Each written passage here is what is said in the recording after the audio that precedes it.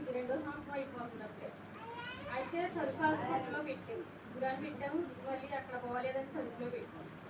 పెడితే ఆ రోజు తీసుకెళ్ళిన రోజు అసలు ఫాస్ట్ గారికి అంతకుముందు ఎప్పుడో ఫోన్ చేసేవాడు. రోజు ఫోన్ చేస్తే బాగానే ఉంటామా మీ అమ్మగారికి ఏం కాదు సాతాను అలాగే చెప్తే అలాగే ఫాస్ట్ గారు ఫోన్ చేస్తున్నారు. ఇంకా హాస్పిటల్లో వెళ్ళాము. ఇంకా తగ్గలేదు. ఇంకా 2 రోజులు పెట్టాము. తగ్గకపోతే అక్కడ ఏం చెప్పలేదు. ఇంజక్షన్ గట్రా చేసేవాడు కానీ ఫలాందని చెప్పేవాడు కాదు. చెప్పకపోతే ఇంక భయం వేసి ఆయన అన్నారు స్కానింగ్ తీయించుకురండి అమ్మ ఇలా ఉంటుంది తగ్గుతలేదు అన్నారు. అయితే మేము ఆ రోజు నైట్ 10కి వెళ్తే స్కానింగ్ తీసారు. స్కానింగ్ తీస్తే కల్లో బ్రెయిన్లో గట్టేసింది బ్లడ్ అన్నారు. అంటే ఏంటి ఇలాగైపోయింది మంచి చూస్తేనే రోజుకి ఇలాగైపోతుంది అని అనుకున్నాం. స్కానింగ్ తీసాక మీరు భయం వేసేస్తుంది మాకు ఏంటి ఇలాగన్నారు ఏంటి అంటే అప్పుడు ఆ డాక్టర్ గారు మాకు కూడా ఒకటి ఆయనతో అన్నాను నేను కల్లో గట్టగట్టినట్టున్నారు అని ఎక్కడ చూపించేద్దామంటే గుండె నొప్పు అంటే ఆయన ఉన్నారు. సర్లే అమ్మని కంగారు పడితే ఇక్కడే చూపించాను. తణుకులోనైనా ఆ రోజు 10కి 11కి కరెక్ట్ హాస్పిటల్లో పెట్టామండి. పెడితే అక్కడ తీసుకెళ్తే అసలు స్కానింగ్ కూడా తీయించుకోవడం కూడా తెలియదండి మా అక్కడికి. అసలు మధ్యలో లేదు. చాలా అసలు మొత్తం నల్లగా అయిపోయి మనిషి అయితే మేమైతే చనిపోవచ్చు అనుకున్నాం. దేవుడు ఇంకా రకంగా బతికించారు. అలా అయిపోతే ఐసీలో పెట్టాడు. పెద్ద వాంతులు అయిపోతే డాక్టర్ గారి దగ్గరికి వెళ్ళి మేము మాట్లాడుతూ తెలియదు ఏంటంటే మా అమ్మగారికి ఏంటంటే ఇలా అంటే అయితే ఇది మామూలుగా గట్టగట్టేస్తుందమ్మా బ్రెయిన్లోను ఒకవేళ బాగా ఉంటే పర్వాలేదు మామూలు కాదు మేము చేర్చుకోగట్ట అన్నారండి. అంటే ఇంకా ఆయన బజ్జులాడేసి ఆయన కాళ్ళు పెట్టుకుని నేను ఇలాగ ఏడ్చి చాలా బజ్జులాడితే పర్లేదమ్మా కంగారు పడదు ఎవరికో కానీ ఏ తేడా జరగదో చూద్దాం మేము చేస్తామని అన్నారు. అంటే ఇంకా అసలు జాయిన్ చేశాక ఇంకా వాంతులు అయిపోయి మన మధ్యలో లేకపోతే ఇంకా నేను అనుకున్నాను ఏడుతా తెల్లవారులు ఏడుతూనే ఉన్నాను. నేను ఇంకా నిర్ణయం తీసుకున్నాను. ఇంకా ఆయన కూడా అడగలేదు. నేను దేవుడిని నమ్ముకుంటున్నాను. ఆయన నా తండ్రి ఎప్పుడు మా ఇంట్లో మా అమ్మకి అసలు జ్వరం కానీ తలకపోతే తెలియదు. ఏంటి అమ్మ లేకపోతే ఏమైపోతాము అని నాకు ఇంకా ఒకటే టెన్షన్ వచ్చేస్తుందండి. నాకంటే ఇంకా సొంతంగా అక్క చెల్లెలు ఎవరు లేరు. మా అమ్మాయి నాకు ఉందండి.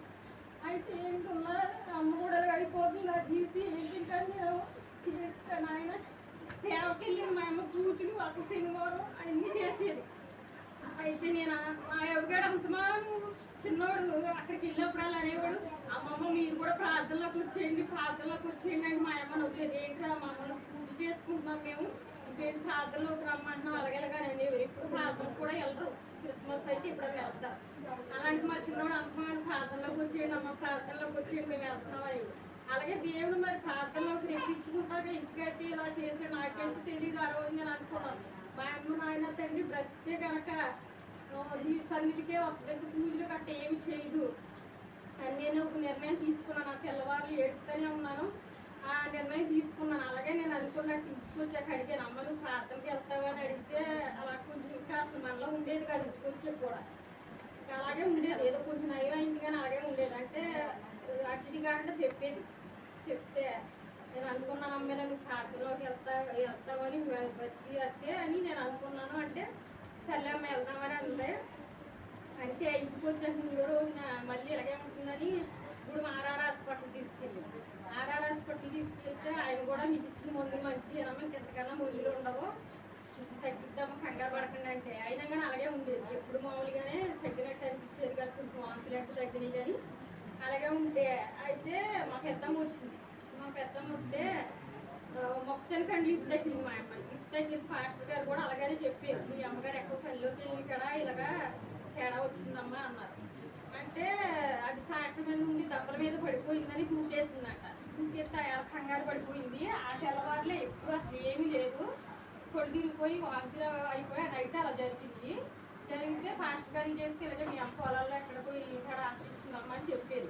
అప్పటి నుంచి అలాగ అయిపోయింది.